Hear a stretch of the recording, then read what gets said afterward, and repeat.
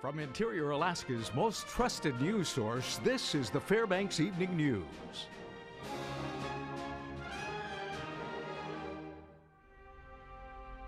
Good evening and thank you for joining us. Our top story this evening, the Fairbanks Police Department released new video footage of all 4 suspects possibly involved with the murder of John Kverlik Jr. last month near the Rock and Rodeo Bar. The FPD is requesting the public's assistance in identifying the 4 individuals. Detective Peyton Meredith says video of the men was taken from a local business in the Bentley Mall and also the front parking lot of Walgreens. Meredith says the subject matched the original descriptions of the 4 men suspected of murdering John Kverlik Jr. in the early hours of May 17th. Officers think that the murder suspects left in a vehicle together after shooting Kverlik. Meredith asked that if anyone is able to identify the 4 men seen in the footage, or if you were at the Rock and Rodeo during the shooting, please contact the Fairbanks Police. In the same clothes, and some of the videos is from another local establishment, drinking establishment from the night before the shooting that we believe the same individuals were walking through. We are looking at other evidence in the case. I can't disclose what that is, but we need the public's help. No matter what evidence we've already discovered, we need somebody to call. We need somebody to say, hey, I know who these guys are, and they're willing to step up and help us with that. Governor Bill Walker issued a statement today saying he is not directing Matt Peterson on mediation of state lawmakers who remain at a budget impasse, nor is Peterson reporting to him. Walker on Monday retained Peterson to mediate negotiations between legislators who are gridlocked on fully funding a state operating budget for the coming fiscal year. A partial government shutdown looms if lawmakers cannot come to an agreement by July 1st. Peterson will charge the governor's office $200 an hour for his services, which will be used at the legislature's discretion. A House-Senate Conference Committee is slated to discuss the latest budget bill at a meeting tomorrow. Meanwhile, Governor Walker will host a 3-day conference on building a sustainable future in Alaska at UAF beginning tomorrow. It's free and open to the public with the goal of creating a dialogue with residents on Alaska's fiscal situation. We are very excited about what's coming up this weekend in Fairbanks. It'll be, I like it a number of reasons. One is it'll be at the same site where the drafting of the Alaska Constitution took place in 1959. So I like going back to our roots, so to speak. I like it. It's at the university campus, and I like it that most people are paying their own way, or some organizations paying their way to be there, and we're going to stay in the dorms. The University of Alaska is one step closer in finding their next leader. The UA Board of Regents today announced one candidate for consideration to become the next president. Former UA executive and current senior vice president at Alaska Communications, Dr. Jim Johnson, is being considered for the presidential position. Dr. Johnson has been described by board chair Joe Heckman as, quote, a strong candidate with a demonstrated commitment to higher education. After narrowing the pool of candidates, only 3 interviews remain. After those, the board will make the selection of the one finalist. Alaska accounted for all of the growth in U.S. oil production from the week ending May 29th. The U.S. Energy Information Administration said in its weekly petroleum status report that total U.S. crude oil production for the week was 9.6 million barrels per day. Output from the lower 48 states was unchanged from the previous week, while production from Alaska increased by 4.1% to 507,000 barrels per day. Though Alaska is the number 4 oil producer in the nation, its production is in decline as many state reserve areas reach maturity. A new housing report out today indicates foreclosure rates in the Fairbanks area are on the rise. The figures from CoreLogic show foreclosure rates in March 2015 at just over 0.5%. While that's up from this same time last year, the Fairbanks rate is actually lower than the national foreclosure rate, which sits at over 1.25%. The report also says the local mortgage delinquency rate is over 2%. That's down from what it is at the same time last year. Okay, when we come back, the weather forecast lately has been for showers or rain throughout the interior, but it seems fish are also falling from the sky. We'll explain that. Also, beginning tomorrow evening at the West Valley High School track, hundreds will gather to walk for 24 hours to fight cancer. These stories and more when we return. Stay with us. Welcome back. People throughout Fairbanks are reporting that fish have been falling out of the sky during the past week. The Alaska Department of Fish and Game says it's received several reports that Arctic lampreys are making their way through the air and touching down in places like the Value Village parking lot. The fish travel from the Bering Sea to spawn in the Chena River.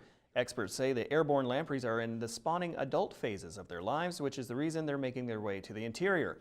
But UAF Fisheries Professor Trent Sutton says other animals may be the reason why the fish are landing around town. The Fox Spring in Fairbanks is expected to go dry this summer as the Alaska Department of Transportation is preparing to put the well up for sale. DOT officials say they are selling Fox Spring to help with budget cuts to their maintenance department. Public Information Officer Meadow Bailey says the spring costs DOT approximately $50,000 per year just to maintain it. The spring has had dry spells during the past couple of years. The well that feeds the spring is reported to be 29 feet deep and nearly dry this summer. Bailey says the agency is preparing a 30-day comment period discussing the future of the spring. That should start sometime next week, and then we are notifying other public entities and letting them know if they would like to take this over. We do that at no cost. If they are not interested, then we move on and talk to adjoining or the nearby landowners and give them the option of purchase for fair market value. And if none of those parties are interested, then we put it on the market and a private company can purchase it if they're interested. Relay for Life volunteers are busy getting ready for the upcoming festivities this weekend. The American Cancer Society event has taken place in Fairbanks for nearly 2 decades. Cancer survivors, their families, and supporters throughout the community join together to walk for 24 hours, earning donations to fight the disease and trading stories along the way. Participants can enjoy live entertainment, food, and games throughout the evening. More than 60 teams totaling around 400 people have already raised over $100,000. The all-night event kicks off at the West Valley Track, rain or shine, at 6 o'clock tomorrow. Program manager Tristan Walsh says that in addition to funding research across the country, the proceeds from the event will help specific groups in Alaska that are working to fight the disease. We also funded researchers right here in Alaska through the Alaska Native Tribal Health Consortium who were working on tobacco cessation and working with village health aides to work with community education on cancer. And so it goes towards thousands of cancer research across the United States every year. Average retail gasoline prices in Alaska have risen 2.5 cents per gallon in the past week to $3.28 a gallon. That's 53 cents higher than the national average of $2.75, according to Gas Buddy's daily survey of the 398 gas outlets in Alaska. Gas prices yesterday were 69 cents a gallon, lower than they were on the same day a year ago. Senior petroleum analyst Patrick Dehan says while oil prices saw a major jump last Friday, he doesn't think it will interrupt expected relief to soon show up at many pumps across the country. Alaska, however, is usually slow to follow suit. Hopefully, nationally, we will see prices begin to cool. It may take a little bit longer to see prices in Alaska stabilize, but I would expect at some point in the next couple weeks, prices across the state will level off, and they could begin declining slowly, though I can't say that Alaska will go back under a $3 a gallon average. Well, yeah, I've noticed at the pump too lately, just going up. Maybe it'll happen again, but it's still cheaper than last summer, which was really strange. Yeah, that is kind of strange. Okay, Joe I Can Cook is up next with what could be the upset of the year in baseball. West Valley advances in the state tournament. More on that, plus local softball teams get ready for their shot at state titles. Stay with us.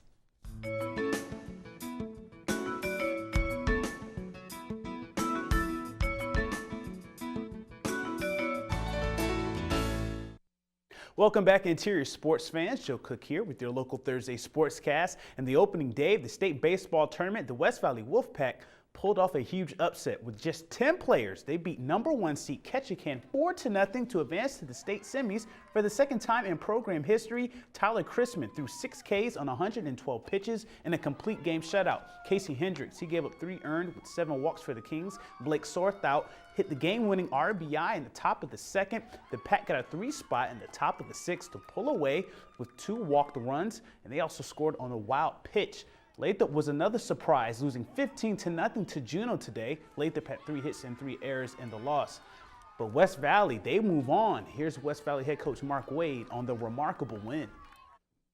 This is the most gratifying win I think I've ever had as a coach. I kind of told them the David and Goliath story. You know, the kids just played above themselves. They believed in themselves and made every play that had to be made. Before the game, I promised them a steak dinner, and now I owe them a steak dinner. They're all excited. I know that's going to taste good. Now we take a look at the 3 local high school teams that are vying for state softball titles. The best thing is that the state tournament is right here in Fairbanks. Here's more. The 2015 state softball tournament is this Friday and Saturday at the South Davis Complex. In the small schools tournament, the Hutchinson Hawks, the Max 2 seed, will open on Friday at 1 o'clock against the Kodiak Bears, a team they swept in a doubleheader last month.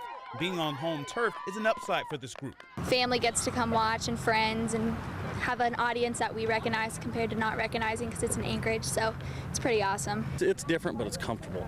The players getting to sleep in their own bed, getting good night's rest, comfort.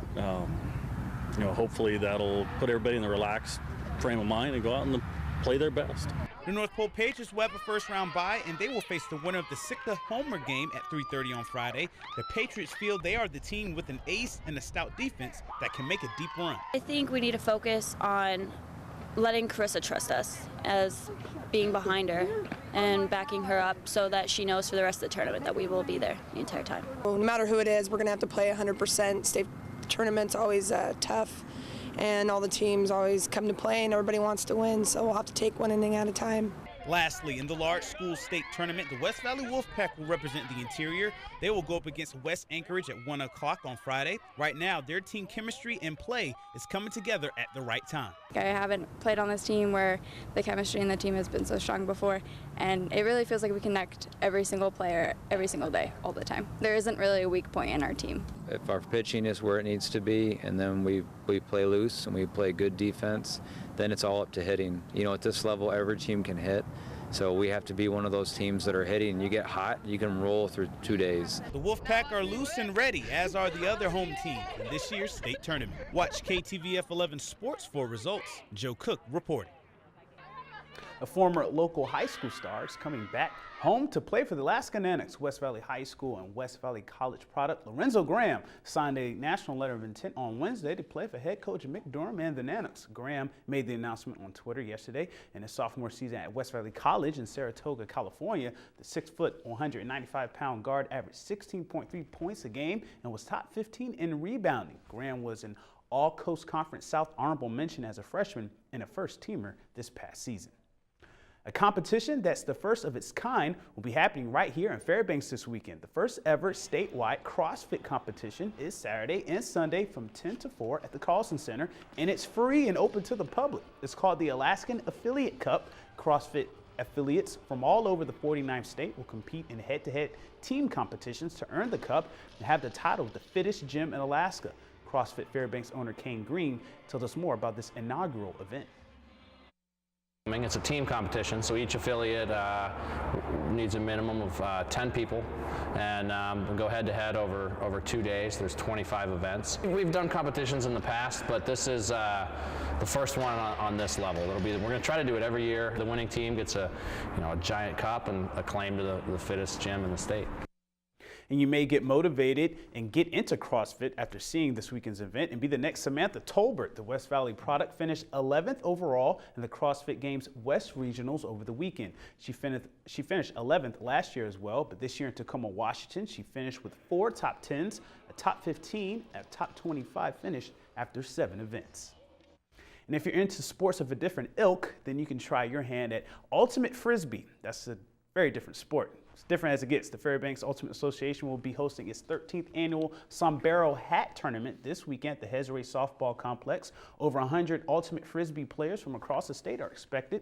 You can register at fairbanksultimate.org. It's a co-ed tournament for ages 16 and up. The tournament starts Saturday at 10 a.m. Registration is at 9 a.m. For more info, visit fairbanksultimate.org.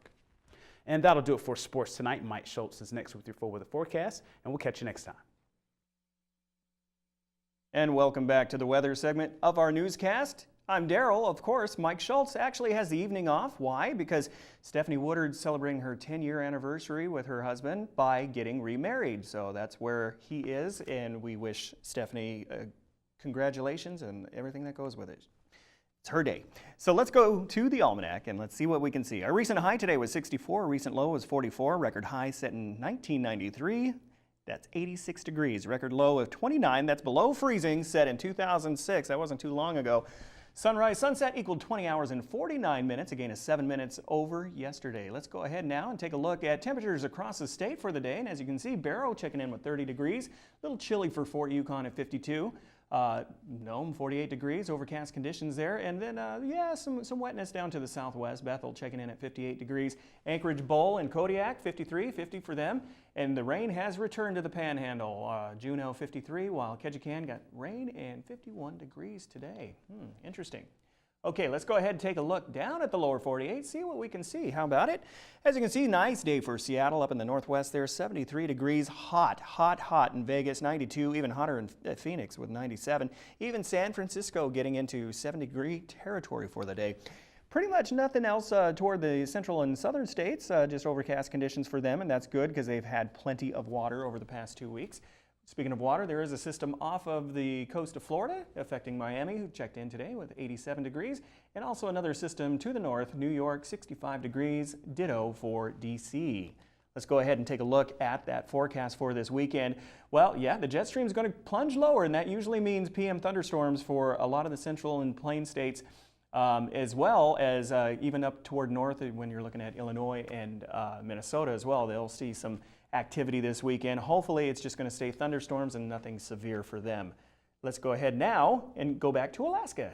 Check out tomorrow's forecast. Up north, snow showers at Barrow, sunny skies in Nome. Barrow 31 degrees expected, Fort Yukon 65 degrees, Nome 47 degrees. Here in the interior, let's see what we can see. Hopefully a little bit warmer. Yeah, Fairbanks is going to projected 65 degrees, Delta 63, and Healy, they're going to get a nice little bumping of rain there, 57 degrees for them. Hopefully that doesn't come here into further into the interior. Let's go to the Panhandle now, southeast. Wind and rain for Juneau. Rain is likely for Ketchikan, kind of a repeat of today. Juneau a little bit wetter than today. Let's take a look now. We cross all the way to the southwest and mixed bag of weather here. Bethel 56 degrees, overcast skies.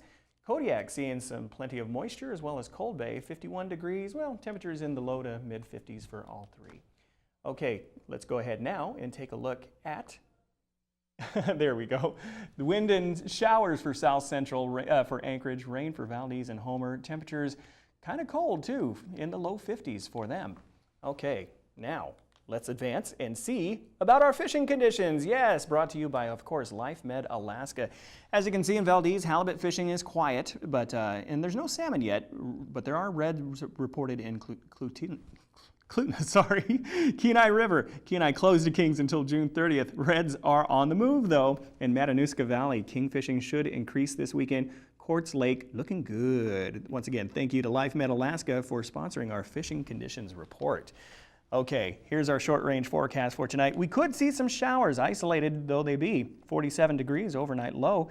Into tomorrow, cloudy with isolated thunderstorms possible. We say isolated, so there's a good chance there will be no rain in your area, but temperature is expected to be a bit warmer, 65 degrees.